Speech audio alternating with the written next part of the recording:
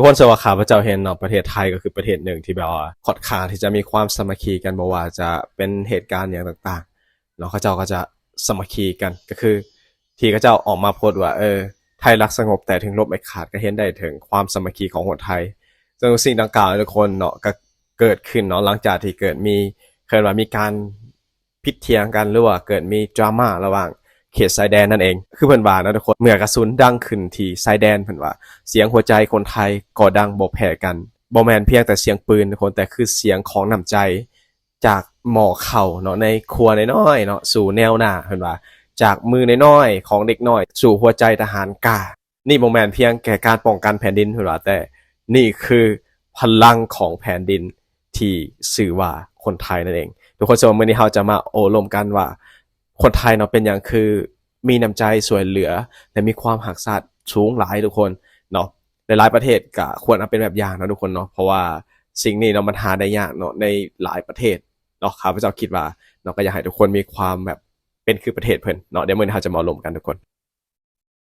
กับสบายดีนะสวัสดีครับท่านผู้ชมยินดีต้อนรับเข้าสู่ช่องไลฟ์สไตล์วิทยาธนงศักดิ์อยู่กับข้าพเจ้าธนงศักดิ์เช่นเก่าเช่นเคยก็เดินการทักทายสบายดีพ่อแม่พี่น้องโมที่สุดทุกคนเอาว่าจะเป็นพี่น้องอยู่ทางเมืองลาวเมืองไทยและอยู่ต่างประเทศเป็นได้สบายดีบ่สภาพอากาศเป็นได้ทุกคนอยู่ทางประเทศไทยอากาศร้อนบ่หรือว่าฝนตกซึ่งว่าอยู่ซอฟต์พาวลาวมื้อนี้ฝนบ่ตกนะทุกคนแต่ว่าอากาศร้อนหลายเราได้ก็รักษาสุขภาพโมที่สุดทุกคนเป็นห่วงโมที่สุดทุกคนอากาศเปลี่ยนแปลงทุกคนเนาะอยู่ทางประเทศไทยข้าพเจ้าคิดว่าน่าจะอากาศร้อนนะส่วนนี้ทุกคนรักษาสุขภาพโอเคทุกคนสำหรับพี่ท่านใดที่เข้ามาเบิ่งใหม่ยังไม่ได้กด Subscribe ฝากพี่กด Subscribe และอย่าลืมกดกระดิ่งเพื่อบ่พลาดคลิปใหม่ๆของข้าพเจ้านั่นเองก่อนจะเว้าเรื่องความสามัคคีทุกคนทำมาเบิ่งคลิปนี้กันก่อนรู้สึกว่ามีสาวทหารเนาะเขมรได้ออกมาเว้าเลยมาให้ทุกคนผ่าน TikTok เนาะกับผ่านไลฟ์โซเชียลมีเดียเลยเนาะเกี่ยวกับประเด็นการใส่ส้นสูงบ่อย่างต่างๆนานาทุกคนที่มีการลอกเลียนแบบหรือว่าอย่างเนาะจะสว่าเป็นสิ่งหนึ่งที่เราได้ออกมาเว้าเนาะแต่ว่าก็มีการตอบโต้ไปของคนไทยถึงว่าโอ้โหฟังแล้วก็เจ็บพอสมควรนะทุกคนเนาะแต่ละฝ่ายก็คือแบบดุเดือดแฮงเดี๋ยวเรามาเบิ่งคลิปนี้กันก่อนทุกคนThôi ca lắc bài vậy Số là slip bẹp vào đây nhân ta ơi Nè, lắm thầu của cô đi mới học sổมึงเห็นปะกูจะสนยังแหลมๆตะน้อยตามึงเป๊ะหลายไวงามหลายเขาว่าเป็นมะลำเสียงบัดเชียดเขาว่าเป็นมะลำเชียดให้เชียดขาดเชียดเห็นหยังสมัยกูลำไม่กูใส่รองเท้าคือมึงนั่นล่ะส่วนหนาน่ะนะทุกคนเชิงว่าเรื่องน้ำใจนะคนไทยก็เป็นประเทศหนึ่งที่มีน้ำใจค่อนข้างที่จะใจกว้างเนาะเท่าว่าจะเกิดมีการปะทะกันทุกคนในบางครั้งเนาะก็เห็นได้ชัดเจนคือประเทศไทยเพิ่นก็ช่วยเหลือคือคนแรงงานเขมรที่มาเป็นแรงงานอยู่ประเทศไทยเนาะแล้วก็นำใช้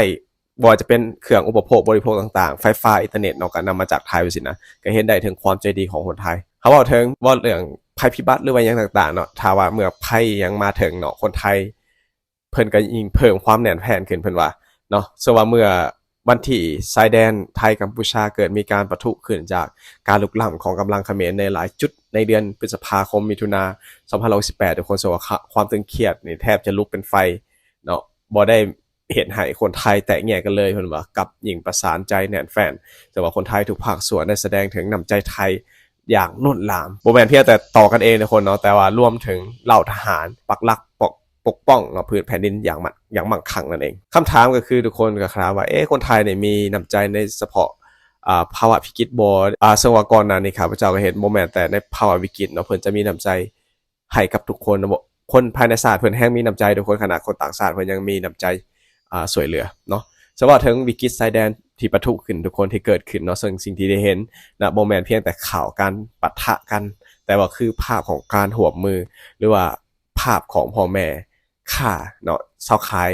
ที่รวมเงินกันหุงข้าวกล่องเนาะส่งให้ทหารภาพของนักเรียนเนาะวาดภาพพี่ทหารว่าสินะส่งกำลังใจให้เนาะภาพของหมู่บ้านน้อยๆเนาะที่ตั้งอยู่จุดพักชั่วคราวให้กับคนที่หนีภัยชายแดนบ่มีภัยสั่งเนาะแต่บ่มีภัยบงการเองเนาะแต่มาจากใจไทยนั่นเองที่ฝังลึกมาแต่บรรพบุรุษส่วนน้ำใจเรานี่บ่แม่นสิ่งที่สร้างภาพแต่คือความจริงที่เกิดขึ้นบนพื้นแผ่นดินไทยเนาะเพราะคนไทยบ่เคยทิ้งกันเพิ่นว่าและเมื่อพื้นแผ่นดินถูกคุกคามคนไทยลุกขึ้นมาปกป้องซึ่งกันและกันด้วยหัวใจที่ยิ่งใหญ่นั่นเองส่วนคนไทยเบิ่งทหารแนวใดในสถานการณ์นี้เพื่อว่าทหารไทยเนาะ ในเหตุการณ์ชายแดนบ่แม่นเพียงแต่เครื่องแบบหรือยศถาบรรดาศักดิ์ในพื้นบ้านเนาะแต่คือลูกหลานของแผ่นดินเนาะสว่าคนไทยเบิ่งพวกเขาเป็นเสาหลักที่ยืนหยัดในยามวิกฤตพวกเขาบ่เป็นเพียงผู้ถือปืนแต่คือคนที่พร้อมเสียสละเพื่อปกป้องคนอื่นเนาะให้รับฝันอย่างปลอดภัยนั่นเองเราทุกคนเป็นสิ่งที่น่าชื่นชมในอาชีพทหารนะทุกคนเนาะส่วนคนไทยจึงเทิดทูนพี่ๆทหารเนาะด้วยหัวใจคนเฒ่าคนแก่ไหวให้พรคนรุ่นใหม่โบกธงให้กำลังใจซึ่งว่าชาวบ้านนำกับข่าวฮ้อนๆเนาะไปให้ตามจุดตรวจชายแดนต่างๆถึงว่าคนในเมืองยังห่วมสมทบทุนเพื่อจัดอุปกรณ์สนับสนุนคนไทยยกย่องทหารในครั้งนี้บ่เพียงเพราะความย่านแต่เพราะความหักและศรัทธาที่มาจากใจแท้ๆนั่นเองสว่ามีตัวอย่างของน้ำใจไทยที่ประทับใจในเหตุการณ์นี้บ่เนาะหรือบ่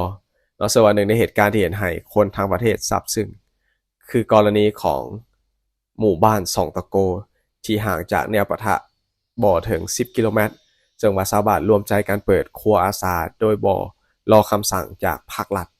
ซึ่งว่าพากันเฮ็ดอาหารแจกอาหารให้แก่ชาวบ้านที่อพยพทั้งที่ตนเองก็ยังต้องอพยพเช่นกันนั่นว่าหรืออย่างโรงเรียนชายแดนแห่งหนึ่งที่ถึงว่าจะปิดเรียนเพราะภัยสงครามแต่ครูและนักเรียนกับร่วมกันวาดภาพและเขียนจดหมายส่งกำลังใจให้ทหารชาวบ้านบางคนถึงกับบริจาคเงินบำนาญเดือนสุดท้ายเพื่อซื้อผ้าพันแผลและอาหารให้แนวหน้าจะว่าน้ำใจเหล่านี้ทุกคนบ่แม่นเรื่องเล็กน้อยแต่คือพลังศักดิ์สิทธิ์ของแผ่นดินนั่นเองและเป็นหยังเนาะคนไทยจึงมีจิตใจสำนึกในการปกป้องบ้านเมืองขนาดนี้เพิ่นว่าเนาะซึ่งว่าคำตอบนั้นง่ายๆแต่ลึกซึ้งเพราะคนไทยรักแผ่นดินและฮู้ว่าความสงบสุขบ่แม่นสิ่งที่ได้มาฟรีๆเมื่อชาติถูกคุกคามคนไทยบ่ได้ถามว่าเป็นหยังต้องสู้แต่คำถามที่ว่าก็คือเฮาจะสวยได้แนวใดนี่คือจิตใจสำนึกแห่งบรรพบุรุษที่ปลูกฝังกันมาเป็น100 ปีจิตสำนึกนี้บ่ได้เกิดขึ้นจากโฆษณาส่วนเสือแต่เป็นการเกิดมาจากวิถีชีวิตเช่นการกราบพระการสวดมนต์การไหว้พระแม่ธรณีคนไทยฮู้ดีว่าพื้นแผ่นดินเหยียบอยู่นี่มีค่าและเมื่อผู้ใดมาหุกหานบ่เพียงแต่มีปืนนะทุกคนนะสว่าคนไทยจะยืนหยัดด้วยหัวใจที่แข็งแกร่งยิ่งกว่าเหล็กกานั่นเองสมบทบาทของอาสาสมัครและประชาชนชายแดนสำคัญอะไรเพิ่นว่าเนาะสว่าอาสาสมัครและชาวบ้านในพื้นที่แนวหน้าคือนักรบไร้เครื่องแบบที่บ่ควรถูกลืมพวกเขาคือหูตาที่เป็นด่านหน้าและเป็นเส้นเลือดฝอยที่ส่งพลังให้กับกองทัพยามเกิดเสียงปืนจะว่าพวกเขาบ่ได้หนีแต่กลับสวยสีแนวทางลำเลียงคนเจ็บและปิดทองหลังพระอย่างแท้จริงเพิ่นว่าเชื่อว่ายิ่งในพื้นที่เช่นตาเมืองทมและสองบกจะเป็นจุดตึงเครียดซึ่งชาวบ้านได้ร่วมกับผู้นำท้องถิ่นจัดเวรยามร่วมกันสอดส่องความผิดปกติและมีการเฝ้าระวังภัยอย่างละเอียดและช่วยทหารในการให้ข้อมูลภาคสนามพวกเขาบ่แม่นเพียงพลเมืองธรรมดาแต่คือผู้กล้าในเงาของศาลนั่นเองเป็นสิ่งที่น่าชื่นชมหลายนะทุกคนสวัสดิทหารไทยมีความสามารถและความเสียสละในใดต่อเหตุการณ์นี้เพิ่นว่าสวัสดิทหารไทยบ่ได้เป็นเพียงแต่แนวหาแต่ลุกปกป้องเพิ่นว่าอย่างมีสิ้นเชิงเนาะอย่างมีสั่นเชิงพวกเขาฮู้พื้นที่ฮู้จุดยุทธศาสตร์ใช้ยุทธวิธีแบบไทยผสมผสานเทคโนโลยีใหม่เฮ็ดให้สามารถรับมือกับการลุกล้ำของเขมรได้อย่างมั่นคงในภารกิจล่าสุดเนาะสวัสดิทหารพรานทหารม้าและกองพลสไตรเกอร์จากกองทัพภาคที่1ปฏิบัติหน้าที่ด้วยความเด็ดขาดป้องกันพื้นที่ได้โดยบ่มีการเสียพื้นที่แม้แต่ตารางนิ้วเดียวเองทุกคนแต่ว่าความเสียสละนั่นยิ่งใหญ่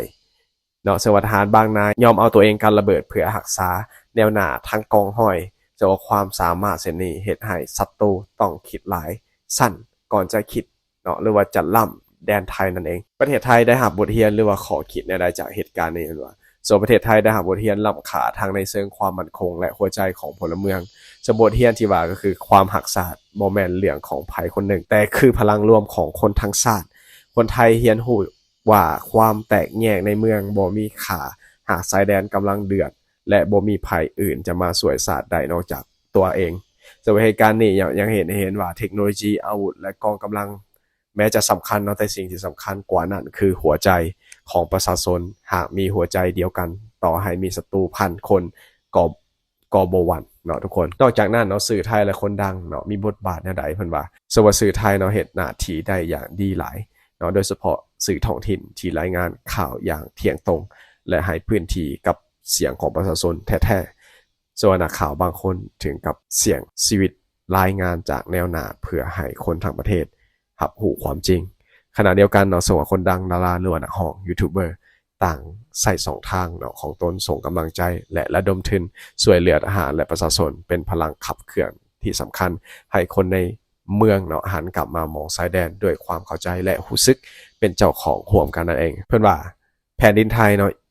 ยังมั่นคงเพราะคนไทยบ่ทิ้งกันส่วนเหตุการณ์ที่ชายแดนระหว่างไทยกับกัมพูชาครั้งนี้เนาะเป็นบทเรียนพิสูจน์ว่าความเป็นไทยเนาะบ่ได้อยู่แค่ในธงชาติและคำขวัญเพิ่นว่าแต่ฟังอยู่ในเลือดเนื้อหรือหัวใจของทุกคนไทยทุกคนเมื่อใดที่ชาติถูกลุกลามเนาะบ่ว่าจะจากไผเนาะคนไทยก็พร้อมที่จะยืนหยัดด้วยกันบ่ว่าคนนั้นจะเป็นชาวบ้านหรือว่านักเรียนหรือว่าคนกรุงหรือว่าทหารกล้าต่างๆและนี่คือสิ่งที่ศัตรูบ่มีมือเข้าใจจากหัวใจของคนไทยเนาะที่ถูกลุกลานยิ่งรวมตัวแน่นแฟ้นเหมือนเหล็กกล้าที่แบบหลอมรวมกันนั่นเองทุกคนเนาะสวรรค์นี่ก็เป็นสิ่งหนึ่งที่แสดงเห็นถึงความสามัคคีเนาะบ่ว่าสถานการณ์ใดข้าพเจ้าจะเห็นได้ก็คือ1ทหารเนาะหน่วยราชการต่างๆแล้วก็บวกกับพนักงานทุกคนเนาะหรือว่าประชาชนเนาะสอยกันหัวมือเป็นปึกแผ่นเดียวกันทุกคนเนาะเป็นความสามัคคีที่ว่าน่าชื่นชมหลายเนาะในการช่วยเหลือเนาะในสถานการณ์วิกฤตต่างๆทุกคนเนาะก็เป็นสิ่งที่น่าชื่นชมทุกคนกับหลายประเทศก็ควรเอาเป็นแบบอย่างครับเจ้าคิดว่าเนาะโอเคทุกคนคลิปเฮาจบเลยทุกคนถ้าทุกคนมักก็ฝากกดไลค์กดแชร์ Subscribe เนาะสบายดีสวัสดีครับ